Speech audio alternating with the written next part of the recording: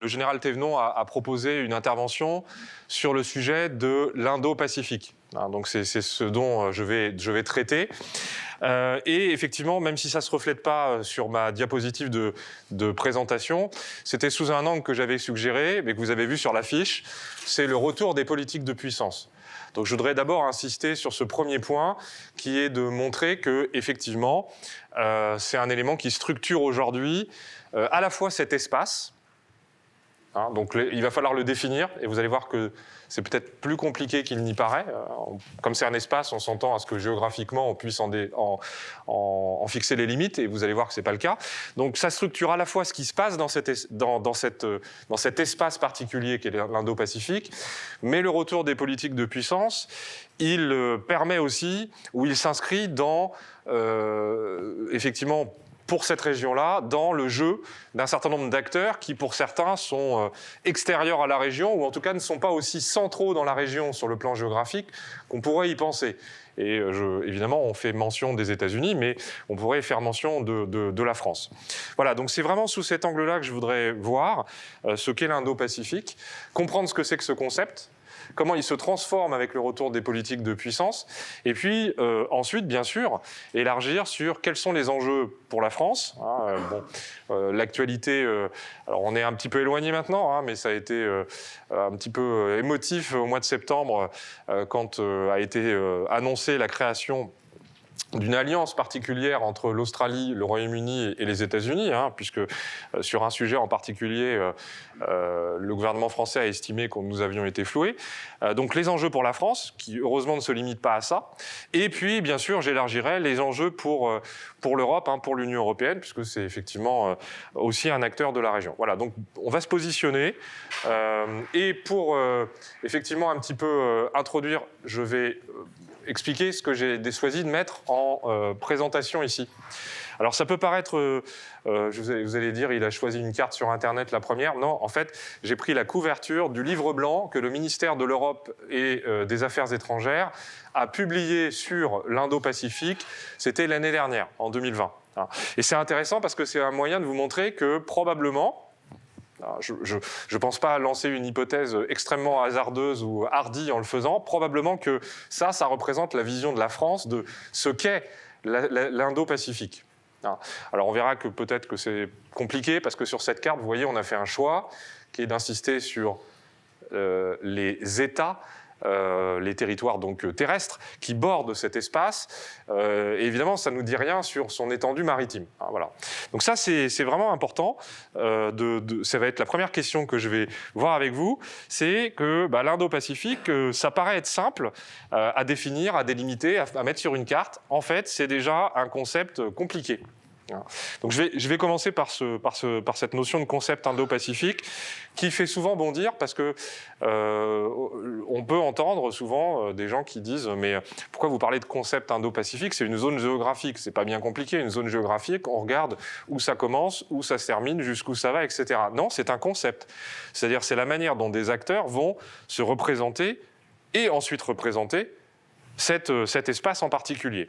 Et évidemment, ils ne le font pas de manière neutre comme ça, parce que, tiens, ils ont envie d'inclure le Pacifique Ouest, ou tiens, ils ont envie d'inclure les littoraux africains. Ils le font parce que ça correspond aussi, pas seulement, mais aussi à des politiques éventuellement de puissance. Alors, première question, est-ce que c'est, et dans quelle mesure c'est un concept géographique ? Je vais commencer par un premier point, c'est un glissement de langage. La notion d'Indo-Pacifique est une notion, enfin le terme d'Indo-Pacifique, c'est un terme qui aujourd'hui est devenu convergent chez toute une série d'acteurs qui ont publié des livres blancs.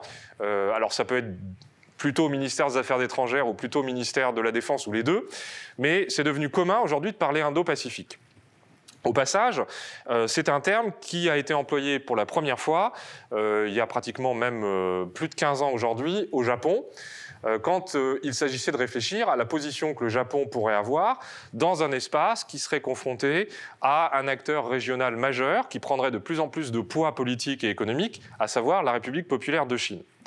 Et c'est seulement ensuite, dans la foulée, que d'autres acteurs, d'autres États ont emboîté le pas au Japon. hein. Et donc c'est pour ça que j'insiste, quand la France, en 2019, même dès 2018, mais surtout 2019-2020, a utilisé le terme d'Indo-Pacifique, il y a eu un certain nombre d'esprits chagrins qui ont dit voilà, on imite les Américains, qui eux-mêmes avaient utilisé le terme, ou en tout cas qui l'avaient réactualisé dans leur stratégie à la fin de l'année 2017. En fait, ça n'est pas le cas, hein. Le terme Indo-Pacifique, il est utilisé depuis longtemps, sauf que ce qui change aujourd'hui, c'est que c'est un terme qui est devenu, encore une fois, consensuel. Sauf, on va voir, chez un des acteurs de la région, et c'est logique, c'est la Chine.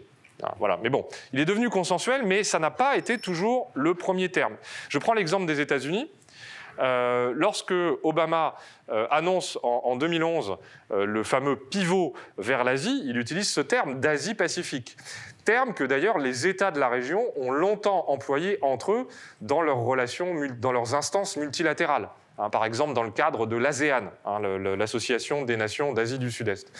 Or, le glissement de Asie-Pacifique à Indo-Pacifique, ce changement de mot, pareil, il n'est pas neutre. Il correspond à plusieurs choses.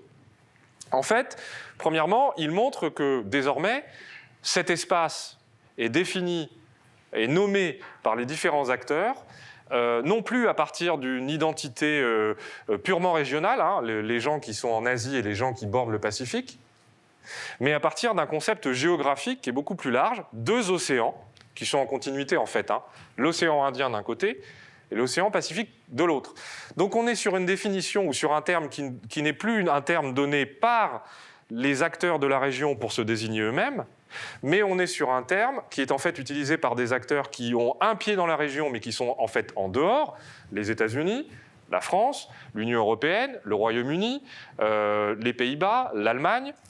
Hein, tous ces pays-là ont publié des documents indo-pacifiques. Et donc, vous voyez, ça montre que la région est désormais considérée comme un enjeu international. Hein, voilà, j'espère que mon argument est assez clair. Donc, ce changement de sens, il est très important. Donc ça, c'est un premier point. On voit bien que ce n'est pas qu'un concept géographique.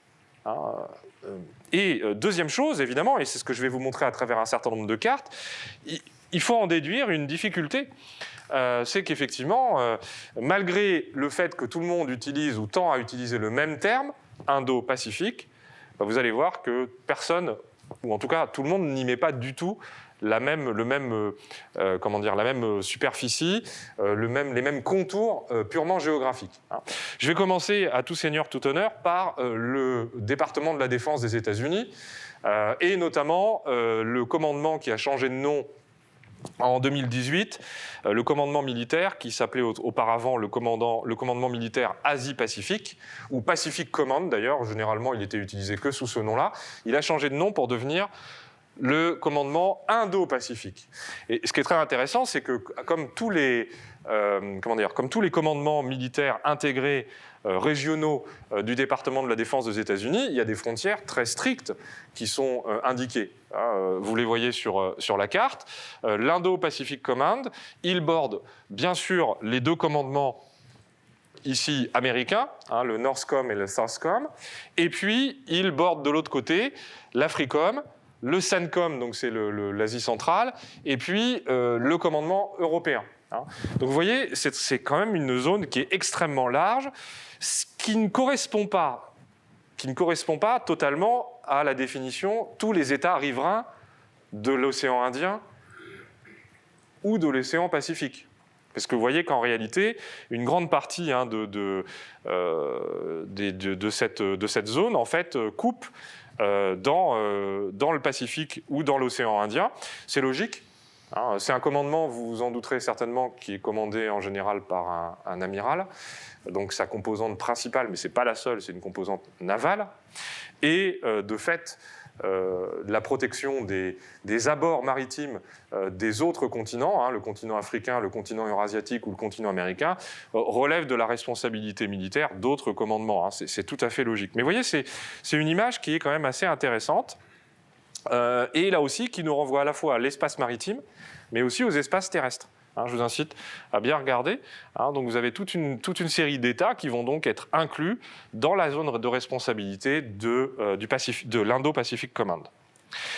Voilà un autre ensemble de cartes que je vais juste commenter, qui compare, hein, là c'est tiré d'un centre de recherche allemand, hein, qui s'intéresse, les Allemands ont lancé une initiative, d'ailleurs franco-allemande, hein, avec Sciences Po notamment, pour réfléchir justement à ce concept d'Indo-Pacifique. Alors vous voyez ici, les auteurs s'appuient sur un certain nombre de documents qui montrent les différentes acceptions géographiques. Donc vous voyez, il y a des acceptions géographiques qui sont extrêmement larges.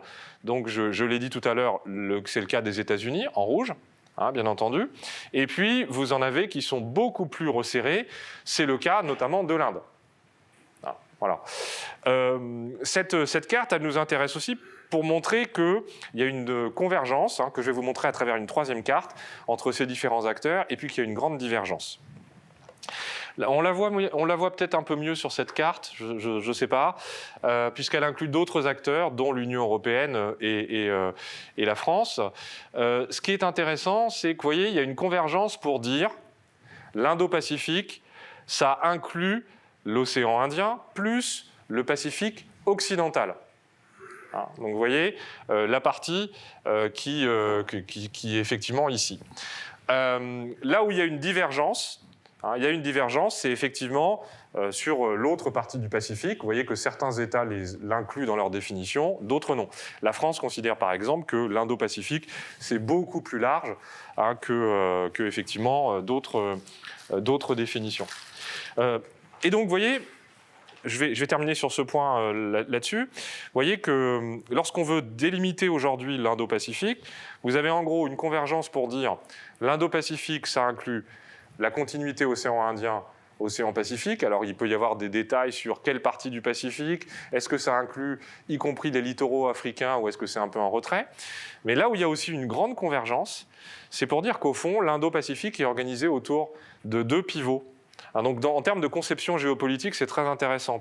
Un pivot indien et bien sûr un pivot chinois. Voilà. Donc vous voyez, c'est à la fois très très large, en gros c'est la zone la plus grande du monde, voilà, que je viens de vous décrire, c'est à la fois très très large et en même temps il y a bien un pivot, il y a bien un centre de gravité, qui est l'ensemble sino-indien. Alors évidemment, termine en disant que, je l'évoquais tout à l'heure, il y a un État qui est absolument hostile à l'idée de l'Indo-Pacifique, c'est bien sûr la République populaire de Chine, dont la stratégie déclaratoire, dès lors que le sujet est abordé, est de dire l'Indo-Pacifique, on va en parler tout à l'heure, l'Indo-Pacifique, c'est un concept qui est là pour faire de l'endiguement, pour contenir la Chine, pour enfermer la Chine dans ses frontières. Donc, le concept d'Indo-Pacifique, quelles que soient toutes les nuances qu'on va mettre derrière, et vous allez voir qu'il y en a, du point de vue du Parti communiste chinois, c'est bien entendu une menace. Donc ça, c'est la première raison, c'est une menace. La deuxième raison, c'est parce que la Chine a sa propre vision de la région, que je vous présente ici, mais que vous connaissez au moins de nom. C'est ce qu'on appelle parfois les nouvelles routes de la soie. Bon, c'est le titre effectivement de cette carte de géoconfluence de l'ENS Lyon. Mais le régime chinois lui-même, le Parti communiste chinois, ne parle pas de nouvelles routes de la soie. Il utilise l'expression « One Belt, One Road », donc une route, une ceinture, qui inclut les deux dimensions. Donc vous voyez qu'il y a à la fois une dimension terrestre. L'idée, c'est d'ouvrir la Chine vers l'Eurasie à travers un certain nombre d'infrastructures de transport, mais aussi de communication.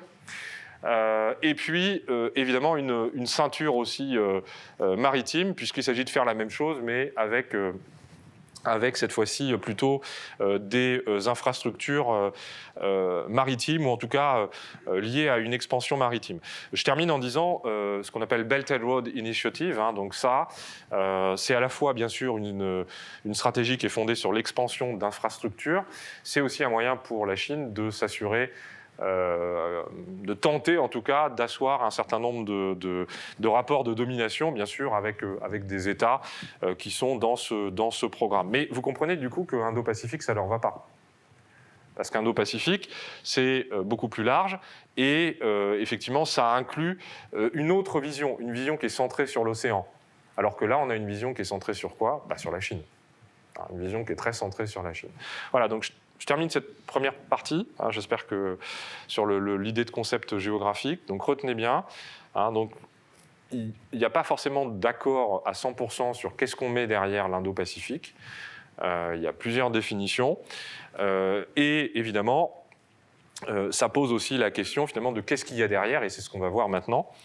Est-ce que ce serait un concept stratégique? C'est-à-dire en quoi ça reflète les fameuses politiques de puissance que j'évoquais en introduction. En quoi est-ce que ces différentes acceptions, les différents changements de termes, les différents changements de délimitation, ça reflète les politiques de puissance. Alors peut-être qu'il faudrait commencer par rappeler que la région a pris une importance de plus en plus cruciale pour effectivement les relations internationales. Alors c'est le cas d'un point de vue économique. Je pense que vous avez tous en tête qu'il s'agit depuis déjà au moins 30 ans du pivot économique du monde. Voilà, donc ça c'est un premier point. Cela étant, ces enjeux économiques ne se limitent pas aujourd'hui uniquement au fait qu'on a une région qui est en forte croissance. C'est aussi une région qui est le cœur d'un certain nombre de flux de marchandises, d'un certain nombre de flux de capitaux, d'un certain nombre de flux également de personnes. Donc c'est une région qui est extrêmement dynamique. C'est une région qui est aussi extrêmement intégrée, c'est-à-dire que les pays de la région entretiennent des relations extrêmement denses entre eux, des interactions de tous ordres qui sont effectivement assez denses. Et puis, c'est également une région qui est cruciale pour l'économie mondiale, parce qu'aujourd'hui, on voit que des pans entiers de l'activité économique, voire de la vie quotidienne en Europe ou aux États-Unis, dépendent soit de matières premières, soit de produits transformés qui viennent de cette région. On a l'exemple des semi-conducteurs, c'est le premier qui me vient en tête, mais parce que c'est celui qui aujourd'hui on voit nous éclater à la figure. Donc voilà, donc c'est une zone qui est stratégique. Or, c'est une zone qui pose un certain nombre de problèmes stratégiques, et notamment en termes de liberté de circulation. C'est pour ça que un certain nombre de puissances dans le monde, depuis 30 ans, et peut-être même déjà depuis le milieu des années 80, se penchent sur cette région en disant c'est une région qui est cruciale pour nous. C'est une région qui est cruciale pour nous parce qu'il faut y maintenir la liberté de circulation. Il faut y maintenir le fait que ça soit le cœur ou le poumon, peu importe, ou en tout cas au moins une artère vitale de l'économie mondiale et du fonctionnement de nos sociétés. Alors, il y a le problème de la piraterie, qui est connu, et le problème de la piraterie dans la région, il est endémique, et surtout, il est sur une grande partie de la zone, et notamment le long, évidemment, c'est logique, des grandes routes commerciales. Ça va évidemment du large des côtes de Somalie jusqu'au détroit de Malacca, qui est un des premiers points effectivement importants, où il y a un goulot d'étranglement ici de l'économie mondiale. Seulement, le problème, c'est que aujourd'hui, la liberté de circulation ou l'idée d'un espace économique dynamique, ouvert, etc., il est, pour certains acteurs, remis en question par un phénomène qui, lui aussi, a pratiquement 30 ans, et qui est la montée en puissance de la Chine. Alors bon, le but ici, ce n'est pas de décrire cette montée en puissance, mais c'est de dire, en gros, quel type de problème elle va poser, ou comment, en tout cas, les différents acteurs, à la fois dans la région et hors de la région, voient la montée en puissance de la Chine. Cette montée en puissance de la Chine, elle est vue comme problématique d'abord parce que, en dépit de ce que effectivement le Parti communiste chinois dit souvent dans sa communication officielle, en fait, depuis depuis le début des années 2010, la Chine mène une politique de révision systématique d'un certain nombre de contentieux territoriaux qu'elle avait dans la région. Et on pense pas forcément à Taïwan, mais plus exactement pour ce qui nous intéresse, la mer de Chine du Sud.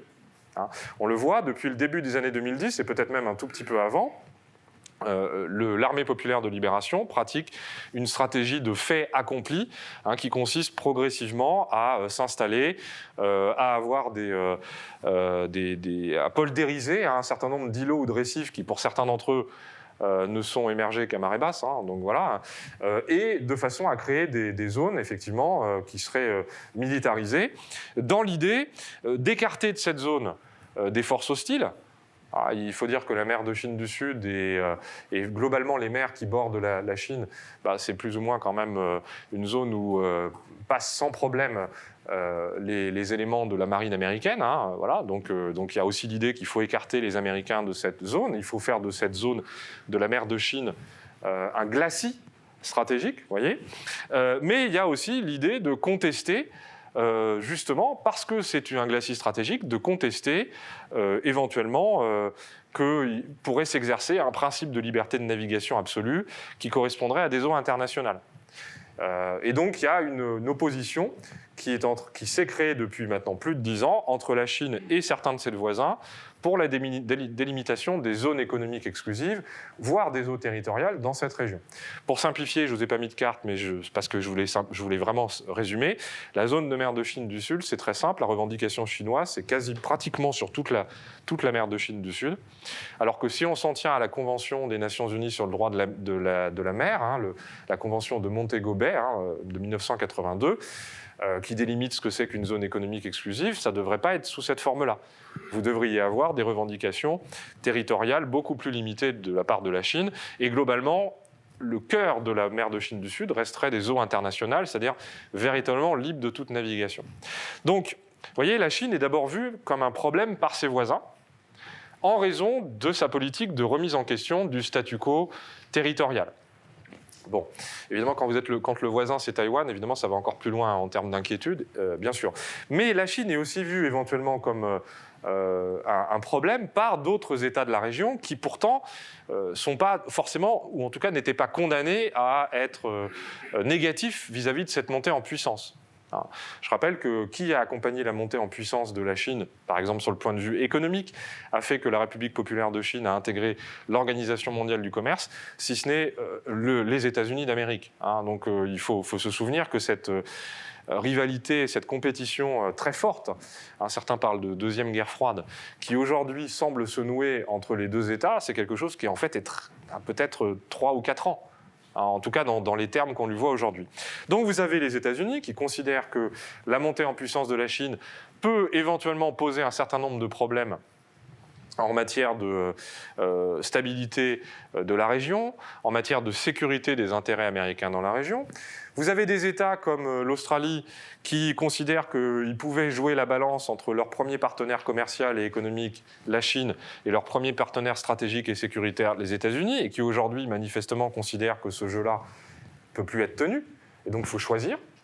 Et puis, vous avez des États comme l'Inde qui conservent un principe de non-alignement depuis pratiquement leur naissance, depuis 1947, mais qui, comme vous le savez, ont des contentieux territoriaux avec la Chine, ont une forme de rivalité qui est en train de naître avec la Chine, ou en tout cas qui se réactive plutôt avec la Chine, et donc qui préféreraient ne pas choisir, mais qui se retrouvent poussés progressivement à voir la montée en puissance de la Chine comme une menace. Voilà, donc mon but ici n'est pas de distribuer des blâmes en disant c'est de la faute des Chinois ou c'est de la faute des Occidentaux, mais c'est de montrer qu'effectivement, la montée en puissance de la Chine n'est plus vue depuis au moins une dizaine d'années comme quelque chose qui va de soi ou comme quelque chose qu'il faut accueillir avec bienveillance pour un certain nombre d'États de la région ou extérieurs à la région. Voilà. Alors cette montée en puissance de la Chine, elle explique une chose, pour terminer sur ce point, c'est que quand on regarde les stratégies indo-pacifiques des différents acteurs, il y a deux approches ou deux logiques qui se confrontent. La première approche, c'est celle qui est centrée sur la Chine. C'est-à-dire l'idée que élaborer un concept stratégique indo-pacifique, ça soit du point de vue des relations diplomatiques, ou des relations commerciales, ou en termes de construction de réseaux sécuritaires, d'alliances ou de partenariats, c'est dicté avant tout par la perception que la Chine est une menace. Et donc, très clairement, pour ces acteurs-là, la stratégie indo-pacifique, c'est effectivement une stratégie au moins d'endiguement de la Chine. Alors, c'est le cas pour les États-Unis, puisqu'ils ont ouvert le feu. Ce qui est très intéressant, c'est que il y a eu rendu public en 2019 une stratégie du département d'État sur l'Indo-Pacifique, mais il a fallu attendre les derniers jours de l'administration Trump, donc c'était il y a à peu près un an, oui c'était début janvier de cette année, pour que soient déclassifiés les éléments de la stratégie sécuritaire des États-Unis dans cette région. Alors, quand je dis déclassifié, il y a quand même beaucoup de passages qui sont caviardés, mais enfin, globalement, on comprend l'idée d'ensemble. L'idée d'ensemble, c'est de considérer, donc c'est un document qui date de 2018, c'est de considérer qu'effectivement, l'objectif principal des États-Unis, c'est d'assurer en Indo-Pacifique un espace stable, libre, ouvert et sûr. Et pour cela, il faut contenir la menace chinoise. Vous voyez, le lien est fait entre deux postulats. La sécurité et la liberté économique, mais aussi politique de la région, est consubstantielle, ou en tout cas dépend au moins de contenir la menace chinoise. Voilà, donc les États-Unis sont rejoints dans cette posture par le Royaume-Uni, par le Japon, par bien sûr l'Australie, qui sont des États qui considèrent effectivement que de plus en plus la Chine devient une menace et donc qui voient le concept indo-pacifique comme un moyen de renforcer leurs relations économiques, diplomatiques, sécuritaires, de faire front, si vous voulez, contre la Chine. Pour autant, ce n'est pas la seule logique qui anime les stratégies indo-pacifiques. Il y en a une deuxième, qui est incarnée en particulier par la France, l'Union européenne, les Pays-Bas ou l'Allemagne, c'est d'avoir une vision plus multilatérale de ce que devrait être l'Indo-Pacifique. Le fait de dire l'Indo-Pacifique, c'est un espace qui est tellement important pour l'économie et la sécurité du monde qu'il faut promouvoir surtout la stabilité, l'ouverture, mais en intégrant la Chine. Vous voyez, alors que dans la première version, on va le dire comme ça, c'est tourné contre la Chine. Voilà. En intégrant la Chine, ce qui effectivement pose toute une série de difficultés, d'autres difficultés. La première posture, on est d'accord qu'elle risque de rendre encore plus antagoniste la Chine, et donc de construire évidemment une relation de plus en plus tendue de part et d'autre. Cette deuxième posture, elle risque évidemment de tomber à plat, parce que évidemment, si la Chine considère que dès qu'on parle d'Indo-Pacifique, c'est dirigé contre elle, on ne voit pas comment elle pourrait, sauf par calcul stratégique et par instrumentalisation, comment elle pourrait adhérer à ce type de posture. Bon. Mais cela étant, ça a l'avantage de dire la sécurité, la stabilité et la prospérité de la région et donc du monde dépendent de la stabilité. Et la stabilité, ça veut dire qu'il faut que tout le monde participe. Donc vous voyez, une vision inclusive, une vision fondée aussi sur la diversité des points de vue. Voilà, donc vraiment deux visions qui sont en fait assez opposées quand on y réfléchit. Même si, je termine là-dessus, en réalité, avant de passer à la France, en réalité, il y a quand même une forme d'évolution, de convergence que je vais présenter maintenant. En fait, ce qui se passe dans la région, c'est une reconfiguration complète des cartes. Voilà, ce que j'ai appelé les évolutions du cadre géopolitique. Et vous allez voir que si j'avance, si je parle de ça, c'est pour qu'on évite de rentrer dans un récit un peu simpliste, vous voyez, une histoire qui dirait, voilà, en gros, jusqu'en... alors 2010, si on veut mettre le blâme sur les Chinois, 2018, si on veut mettre le blâme sur les Américains, peu importe, mais jusqu'à cette époque-là, en gros, on était dans un espace relativement ouvert, relativement sécurisé, où il y avait des instances de dialogue multilatéral qui fonctionnaient bien. Alors, il y en a, en fait, toujours. Et depuis cette période, donc soit 2010, soit 2018, nous serions rentrés dans une ère de bipolarisation de la région. Voilà. Et en fait, ce que je vais essayer de vous montrer, c'est que, oui, bien sûr, cette tendance à la bipolarisation, c'est-à-dire qui fait que les États de la région ou extérieurs voient bien qu'il y a deux camps qui sont en train de se constituer, elle est réelle, mais elle est loin d'épuiser toute la richesse de ce qui est en train de se passer. C'est pour ça que j'insiste beaucoup. Première évolution majeure, mais je pense que vous le sentez à travers tous mes propos, c'est que désormais, plus que le côté économique ou commercial, plus que la centralité économique ou commerciale de la région, ce qui est mis en avant, ce sont les questions sécuritaires. Les États de la région ou les puissances extérieures à la région voient prioritairement, et la France est loin d'être en reste, les questions indo-pacifiques sous ce prisme-là. Alors, cette affirmation des questions sécuritaires, on les voit d'abord, je ne vais évidemment pas tout aborder parce qu'il y en a foultitude, on les voit d'abord dans la reconfiguration d'un certain nombre d'alliances et de coopérations en matière de défense. Donc, à la fois des schémas qui existaient déjà, Hein. Finalement, qu'est-ce que c'est que AUKUS, si ce n'est une remise à niveau, en quelque sorte, d'un rapprochement qui existe déjà entre l'Australie, les États-Unis et le Royaume-Uni, en incluant éventuellement la Nouvelle-Zélande et le Canada, par exemple, dans le cadre du partage de renseignements, hein, c'est ce qu'on appelle le Five Eyes, qui multilatéralise des alliances que les États-Unis avaient depuis les années 50, avec d'une part l'Australie, d'une part le Royaume-Uni. Hein. Donc vous voyez, ici il s'agit de revitaliser une alliance, et puis d'avoir une alliance qui n'est pas qu'une alliance strictement militaire. Alors, on s'est beaucoup focalisé, on a raison, hein, sur les aspects militaires, puisqu'il y avait cette histoire de sous-marin, j'en dirai un mot tout à l'heure, mais en fait, l'alliance AUKUS, elle est beaucoup plus large que ça. Hein, elle inclut une coopération technologique avancée entre ces trois États, elle inclut un renforcement des groupes de contact diplomatiques entre les trois gouvernements pour toutes les questions qui concernent la région Indo-Pacifique. Hein, voilà, donc c'est vraiment très très large. Pour autant, c'est qu'un exemple, parce qu'il y en a d'autres. Et je voudrais insister sur l'autre exemple qui est très très important d'alliance et de coopération de défense, qui est en train progressivement de monter en puissance, ou en tout cas, disons, qui a ouvert ses marques au mois de mars de cette année par une rencontre virtuelle mais réelle entre les dirigeants. C'est ce qu'on appelle le Quad. Le Quad, c'est cette instance de dialogue entre les États-Unis, le Japon, l'Inde et l'Australie. C'est intéressant. États-Unis, Japon, Inde, Australie, j'ai fait exprès de les citer plus ou moins en suivant une ligne géographique. Vous voyez que ce sont 4 États qui, pour des raisons différentes, mais qui convergent, voient effectivement, ou convergent sur l'idée que la Chine est une menace. Voilà. Les Australiens, ils sont quand même c'est ce qu'on n'a peut-être pas assez vu au mois de septembre de notre côté, mais les Australiens sont quand même sous le feu nourri de sanctions chinoises depuis déjà quelques années.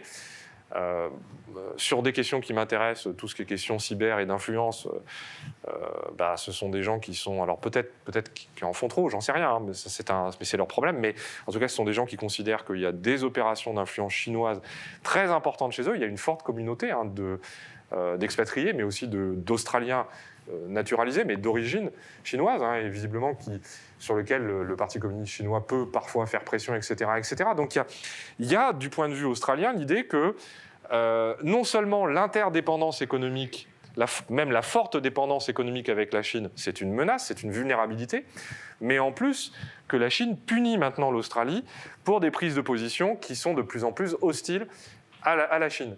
Hein, voilà. C'est ce qu'on appelle un dilemme de sécurité, c'est-à-dire que c'est une spirale dans laquelle vous punissez les autres parce qu'ils vous sont hostiles, du coup ils vont vous être encore plus hostiles, donc vous allez les repunir. Hein, voilà, donc voilà pour l'Australie. L'Inde, je l'ai évoqué tout à l'heure, hein, il y a des contentieux territoriaux qui montent. Même si l'Inde ne veut pas s'engager dans un front anti-chinois, l'Inde a quand même accepté le Quad, qui renforce son partenariat stratégique qui a maintenant presque 20 ans avec les États-Unis. Donc ça c'est intéressant.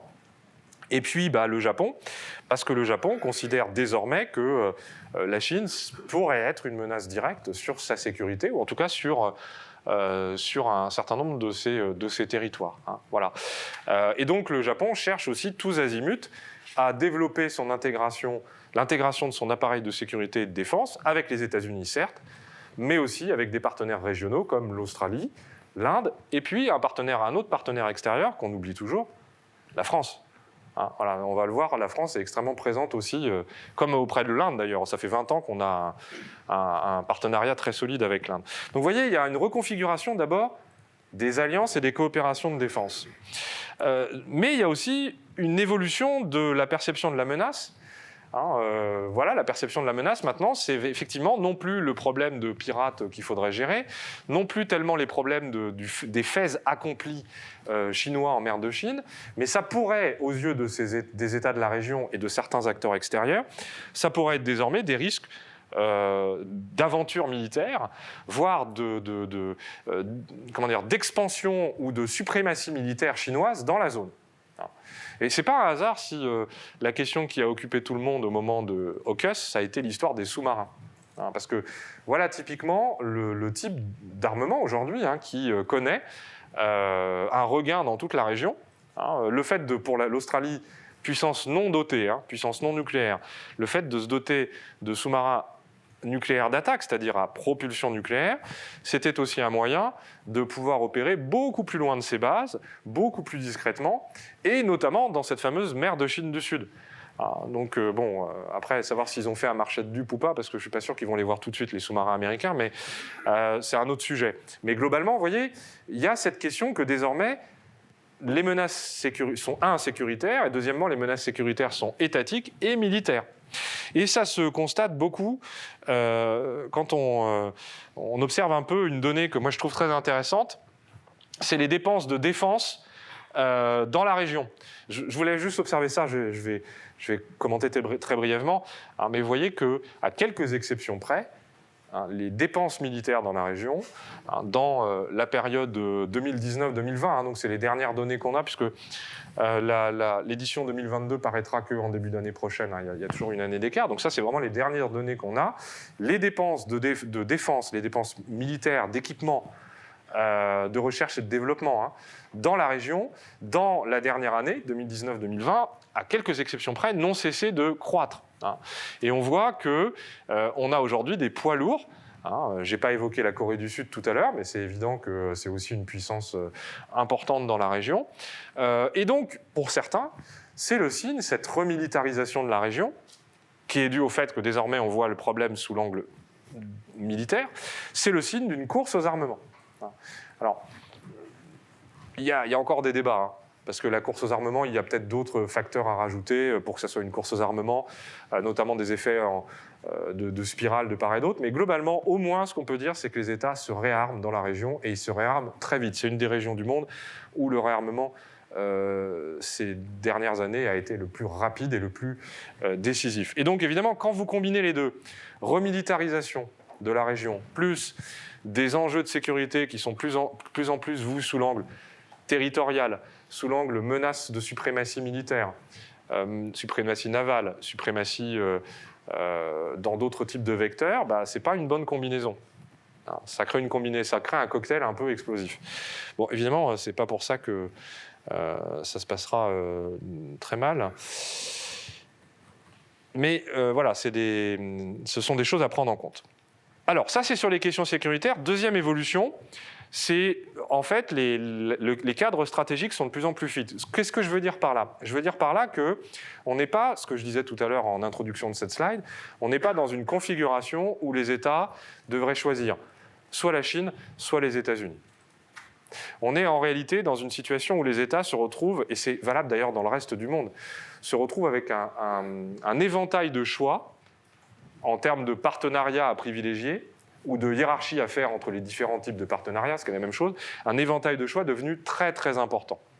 Donc il faut bien imaginer qu'il ne faut pas voir l'Indo-Pacifique comme un jeu d'échecs dans lequel vous avez deux grands acteurs, les États-Unis et la Chine, et puis tous les autres sont des pions. C'est-à-dire avoir une vision guerre froide en fait, qui était déjà erronée pendant la guerre froide, et puis qui était peut-être valable vu de Moscou ou vu de Washington, mais bon, bref. Donc c'est pas ça. Il faut plutôt imaginer que chacun des États de la région ou des États qui ont des intérêts de la région, en fait, ont une stratégie qui est beaucoup plus fine que ça, en termes de avec qui je vais coopérer, comment je vais coopérer, est-ce que je peux coopérer avec celui-ci et en même temps avec celui-là. Voilà, donc quelque chose de très ouvert. En fait, un jeu très ouvert et très fluide. Parce qu'en effet, il y a des marges de manœuvre qui se sont ouvertes pour les États de la région. Des marges de manœuvre qui se sont ouvertes, notamment parce que, paradoxalement, l'antagonisme, on va dire, croissant entre la Chine et les États-Unis, il ne se caractérise pas par des logiques, comme on s'imagine toujours pendant la guerre froide, des logiques d'alignement sur un bloc. D'ailleurs, au passage, même pendant la guerre froide, ce n'était pas le cas. N'oublions pas qu'un des deux blocs existait parce qu'il était militairement occupé par l'autre, par une des grandes puissances. Les États d'Europe centrale et orientale, ils n'ont jamais vraiment eu à choisir de s'aligner sur l'Union soviétique. Quand la Tchécoslovaquie, à la fin de l'année 1947, s'est dit « tiens, peut-être que non », en fait, ils se sont retrouvés avec le coup de Prague en février, c'était fini. Donc même pendant la guerre froide, il n'y a pas du tout cette image qu'on peut avoir que, parce qu'il y avait deux grandes puissances, un peu comme des pôles magnétiques, vous voyez, ça attire de part et d'autre. En fait, il y a les marges, au contraire, ça ouvre des marges de manœuvre. Pourquoi ? Parce que l'antagonisme entre deux États peut être vu comme un État moins puissant comme au contraire une opportunité pour augmenter sa propre capacité d'action en choisissant de ne pas choisir, ou en choisissant de choisir l'un, mais en disant si tu as besoin de moi, donc en échange je te demande quelque chose, etc. Donc il y a des marges de manœuvre qui se sont ouvertes dans la région, et qui sont quand même importantes. Mais en revanche, malgré ces marges de manœuvre, il ne faut pas se leurrer. La polarisation de la région, en tout cas la polarisation, l'antagonisme entre la Chine et les États-Unis, n'est pas qu'une bonne nouvelle. Ça crée des dilemmes. Ça crée des dilemmes surtout pour les États de la région, puisqu'en effet, leur premier partenaire commercial et économique, celui dont ils dépendent, c'est souvent la Chine. Je vous ai dit, c'est une région qui est très, très intégrée économiquement. Donc évidemment, vous voyez qu'il faut à un moment trancher dans le vif. C'est ce qu'ont fait les Australiens avec AUKUS. Ils ont dit, on ne peut plus choisir. On ne peut plus choisir. De toute façon, les Chinois ont décidé qu'apparemment, on leur était hostile. Ça a renforcé chez eux le sentiment que, de fait, la Chine était une menace. Et donc, ils se sont tournés vers les États-Unis. Mais il y a des pays qui refusent de choisir. Alors, je vais terminer là-dessus, mais vous avez le cas de l'Indonésie. L'Indonésie est typiquement un pays qui continue à considérer que si elle doit rejoindre une approche indo-pacifique, c'est dans un cadre régional, et dans un cadre qui existe déjà, qui est celui que j'évoquais tout à l'heure, celui de l'ASEAN. Donc vous voyez, une vision classique qu'on pourrait traduire par en gros l'Asie aux Asiatiques, mais vous voyez, c'est-à-dire l'idée de ne pas se laisser entraîner par des jeux de puissance qui sont à leurs yeux extérieurs à la région ou qui répondent à des enjeux mondiaux. Alors, quelle est la stratégie française en Indo-Pacifique qui découle de ce que je viens de dire? Alors, il y a des documents que vous pouvez lire vous-même, puisque les livres blancs, ils sont accessibles. Et puis en plus, maintenant, on a des ministères qui font de super présentations, PowerPoint ou des vidéos. En 5 minutes, on sait tout sur ça. Mais bon, donc moi, je vais juste apporter quelques points de complément. D'abord, en rappelant que la France, c'est, peut-être que c'est pas évident pour tout le monde, mais peut-être que si, mais donc tant pis si j'enfonce une porte ouverte, mais que la France est une puissance de l'Indo-Pacifique. N'oublions pas que vous avez à peu près 2 millions de ressortissants français qui habitent dans la région, dont 1,6 million qui habitent dans les collectivités, enfin les territoires et collectivités d'outre-mer. Il y a 7 départements, régions ou collectivités d'outre-mer qui sont dans la zone. Que ça représente 93% de la zone économique exclusive de la France, donc en gros, qui est une des plus importantes du monde, du coup. Voilà. Et qu'on y a, vous y voyez, la France, il y a des forces de présence, de souveraineté, qui représentent quand même 7000 personnes, ce qui est quand même pas négligeable. Ce qui est intéressant, cette carte, c'est celle qui est tirée non pas du livre blanc du ministère de la Défense, celui de juin 2019, mais qui est tiré de celui du ministère de l'Europe et des Affaires étrangères. Voilà, c'est assez intéressant. Et ce que je note, c'est qu'on retrouve, d'un point de vue du dispositif militaire, l'idée que la région est une région stratégique. Donc il y a d'ailleurs au passage aussi des découpages de zones de commandement. Voilà, donc ça, c'est des choses qui sont assez connues. Et l'idée, bien sûr, c'est de maintenir la présence française dans la région, premièrement. Alors ça, c'est très important. Il y a un territoire, notamment, qui est quand même important dans une logique de point d'appui. C'est la Nouvelle-Calédonie. Il ne vous échappe pas que, normalement, il devrait y avoir un référendum, parce que, vu les conditions, ce n'est pas forcément évident, mais que, évidemment, c'est devenu un enjeu pour la France, parce que, voilà, il y a l'idée que la Chine, derrière, pousse pour avantager le camp indépendantiste, qu'on a de toute façon, quel que soit le résultat, mais c'était déjà le cas dans le précédent référendum, il y a quand même à peu près moitié-moitié, donc ce sera difficile à gérer, mais d'un point de vue des intérêts tels qu'ils sont vus par le gouvernement français, il faut maintenir une présence dans cette zone, et c'est d'ailleurs ce qui rapproche au passage la France et l'Australie. Puisque, en effet, c'est entre autres sur ce territoire que la France et l'Australie sont voisins. Et dites-vous bien que malgré les difficultés de septembre, ça reste un dossier qui est étroitement surveillé. Voilà, donc il s'agit de promouvoir un espace libre et ouvert. Il y a une logique de point d'appui, je l'évoquais tout à l'heure, qui permet aussi de sécuriser éventuellement les lignes de communication qui, du point de vue français, sont considérées comme vitales, mais qui sont aussi des lignes de communication vitales pour l'économie mondiale. Et puis, il y a l'idée que la France étant une puissance de l'Indo-Pacifique, elle a effectivement son mot à dire. Alors, son mot à dire à travers une approche qui est assez spécifique, en fait. Alors, certains parlent parfois de troisième voie. voyez, il y aura en gros les Chinois, en gros les États-Unis, puis une troisième voie. Bon, ça, c'est notre manie à nous d'imaginer que la France est toujours dans une troisième voie, alors qu'en réalité, on est surtout la nuance d'une autre voie. Ce qui n'est pas une critique, hein. Mais c'est de dire qu'on a notre propre position. Hein. C'est la politique étrangère de la France depuis 50 ans, elle est quand même très marquée par l'idée de l'autonomie ou de l'indépendance, hein, de notre autonomie de décision et d'action. Mais voilà, on est quand même obligé de tenir compte du fait qu'on n'est pas tout seul dans le monde et que voilà, notre premier partenaire stratégique dans le monde, au point de vue militaire et sécuritaire, ça reste les États-Unis. Donc il faut bien imaginer qu'on reste très lié aux États-Unis. Simplement, on s'en démarque pour montrer la spécificité. Donc je préfère parler d'approche spécifique plutôt que de troisième voie. Alors, cette approche, d'abord, elle n'est pas tellement spécifique dans ce premier point, puisque je l'ai dit tout à l'heure, c'est une approche que la France partage avec d'autres acteurs. C'est l'idée que dans la région, il faut faire de la région un espace libre et ouvert intégrant la Chine. Hein, voilà. Donc d'emblée, on est plutôt dans une approche multilatérale, sauf que, contrairement à l'Union européenne, aux Pays-Bas, oui, ça vous paraît bizarre chez les Pays-Bas depuis tout à l'heure, mais c'est parce que c'est un des principaux investisseurs européens dans la région, les Pays-Bas, en fait. C'est pour ça qu'ils ont défini très tôt une stratégie indo-pacifique. Hein. Donc les Pays-Bas ou l'Allemagne, hein. Contrairement à cela, donc ça c'est le point commun avec ces États, j'ai oublié de citer le Canada aussi, qui a exactement la même approche. Mais contrairement à cela, l'approche un espace stable et prospère, c'est ça la différence. La France dit qu'il faut un espace stable et prospère, un espace libre et ouvert intégrant la Chine. Donc on voit les éléments de langage qui sont l'idée d'un espace inclusif, du multilatéralisme inclusif, qui sont très classiques, qui sont pas un discours en l'air, hein, qui sont sincères, mais derrière, la principale modalité par lequel la France travaille la stratégie indo-pacifique, c'est à travers les partenariats de défense, à travers les exportations d'armements, et à travers des exercices militaires conjoints. J'ai cité le Japon tout à l'heure, mais l'Australie, hein, voilà, quelques jours avant la désastreuse affaire d'AUKUS, il y a eu effectivement des exercices militaires conjoints qui restent. Hein, voilà. Et donc, c'est ça qui est intéressant. Malgré sa vision diplomatique qui est très centrée sur le multilatéralisme, l'inclusivité, et c'est pour ça que peut-être qu'à Pékin, on ne comprend pas tout de ce que fait la France, d'ailleurs, au passage. Malgré cette vision-là, la France a surtout une approche qui est en fait sécuritaire.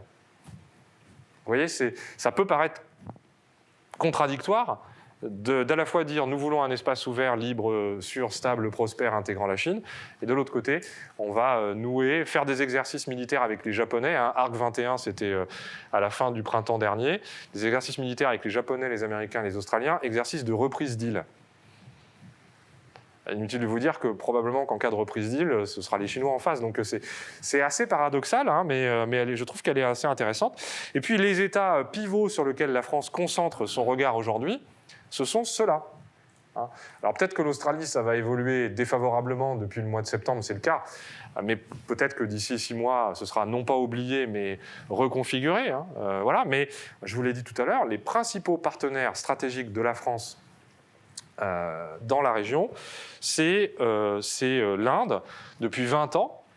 Hein, voilà. Bon, alors il y a des exportations d'armement, hein, bien sûr. Ils nous ont aussi acheté des Rafales, comme plein d'autres. Hein. Apparemment, c'est un produit qui se vend bien à l'export ces temps-ci. Voilà, bon, tout à fait. Mais il n'y a pas que ça. Il y a aussi un dialogue stratégique franco-indien. Hein, donc ça veut dire dans lequel se rencontrent les ministres de la Défense ou leurs représentants, éventuellement les ministres des Affaires étrangères et leurs représentants, et on discute de questions communes. Et c'est intéressant, cette convergence entre l'Inde et la France. Et avec le Japon, il y a un renforcement également, mais on reste quand même, ce que je disais tout à l'heure, hein, ici, on reste ici plutôt sur une approche sécuritaire et de défense. Donc, encore une fois, ça montre une approche qui est très, très particulière.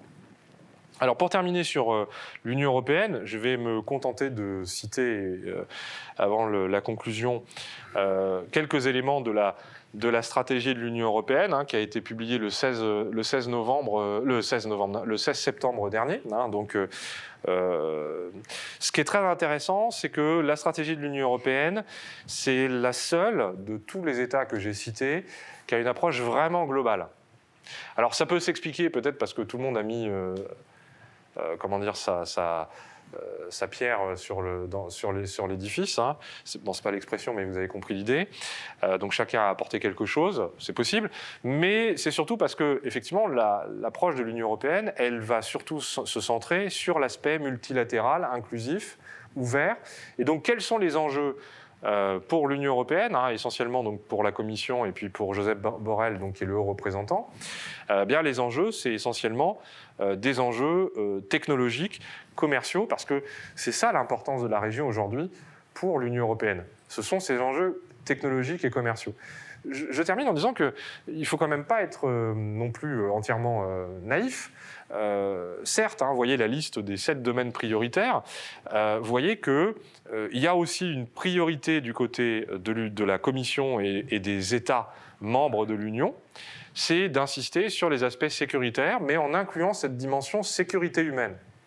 C'est-à-dire incluant une dimension dans laquelle, au-delà de la question de la sécurité territoriale de certains États qui se sentiraient menacés par la Chine, au-delà de la question de la sécurité en cas de guerre dans la région, comment on assure la sécurité des habitants de la région face à des défis comme les catastrophes naturelles et bien entendu les catastrophes climatiques.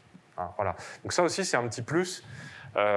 C'est de monter un peu d'un cran en disant oui, mais ok, les questions sécuritaires, c'est pas que des questions militaires, c'est pas que des questions territoriales, c'est pas que des questions étatiques, c'est pas que des questions géopolitiques au sens un peu large du terme. Ce sont aussi des questions qui touchent les individus et qui sont des questions en fait globales, hein, parce qu'il faut avoir conscience que sur les questions climatiques, évidemment, nous sommes dans une région qui est particulièrement impactée.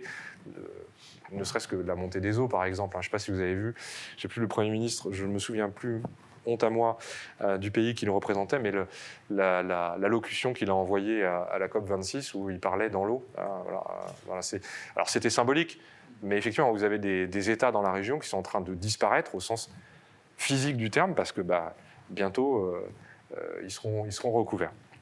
Voilà, alors si on veut conclure, je vais mettre tout de suite les 3 choses et puis comme ça, ça permettra de terminer plus vite. D'abord, vous voyez, la région, en fait, loin d'être uniquement marquée par une nouvelle guerre froide, dans une vision peut-être un peu caricaturale de 2 blocs qui s'opposent, elle est plutôt marquée au contraire par une très grande fluidité. Il y a une grande reconfiguration des relations entre les différents États. Il y a une diversité de positionnement par rapport à la question chinoise. Même entre ceux qui pensent que la Chine est une menace, il n'y a pas de consensus sur comment s'y opposer. Voilà, donc c'est ça aussi, je voudrais bien le faire comprendre. Il n'y a pas de consensus sur comment s'y opposer. Et même la notion d'endiguement de la Chine, de toute façon, la notion d'endiguement, c'est une notion qui est à la fois un principe très simple, mais qui en effet est très souple d'exécution. Donc il va y avoir forcément des divergences pour savoir qu'est-ce qu'on entend par le containment de la Chine. Voilà, est-ce que c'est imposer des sanctions? Est-ce que c'est s'assurer que la Chine n'impose pas ses normes dans la région, etc., etc. Deuxième chose, vous avez une convergence, malgré les différences que j'ai évoquées tout à l'heure, vous avez une convergence de plus en plus importante entre les États-Unis et leurs partenaires dans la région. Voilà. C'est comme ça qu'on peut peut-être résoudre le paradoxe apparent de la position française, qui est à la fois très multilatérale, inclusive, et qui en même temps se concentre sur les coopérations de défense. Ce n'est pas uniquement pour nourrir notre industrie d'armement et nos exportations, qui sont importantes, bien évidemment, parce que sans exportation, notre industrie d'armement, elle n'existe pas. Il y a aussi certainement l'idée que ça nous rapproche un tout petit peu des États-Unis, avec l'idée qu'on peut peut-être aussi, au passage, avoir notre mot à dire sur la manière dont ils abordent la question. Et j'en veux pour preuve que les réactions françaises à l'annonce de AUKUS et puis des effets que ça a eu notamment sur Naval Group en France, ça a suscité de la part des dirigeants américains un vrai souci de renouer un dialogue dans lequel, effectivement, on demande aux Français comment ils voient les choses, et y compris dans cette région-là. Considérer que la France est aussi un partenaire du point de vue américain. Et puis enfin, le dernier problème, mais je l'ai déjà évoqué tout au long de cette présentation, c'est le fait que la question sécuritaire soit au cœur des préoccupations de la plupart des États de la région ou d'ailleurs. C'est un vrai problème. C'est un vrai problème parce que ça semble entraîner, pour l'instant en tout cas, une logique d'intensification, vous voyez, de renforcement des antagonismes, ce qu'on appelle en relations internationales le dilemme de sécurité. C'est-à-dire cette idée que, comme on ne peut jamais connaître totalement les intentions des autres, eh bien, on va avoir tendance à probablement se méfier, plus ou moins. Ce faisant, on va mener un certain nombre de dispositifs défensifs, mais qui peuvent être vus comme hostiles par d'autres, etc., etc. Voilà. Donc l'incertitude sur les intentions, l'incertitude sur les postures stratégiques, même bien expliquées dans certains documents, ça ne suffit pas à atténuer le dilemme de sécurité. En tout cas, ça ne le fait jamais disparaître. Voilà, je vous remercie pour votre attention. Bon, je vous laisse 5 minutes. et voilà, merci.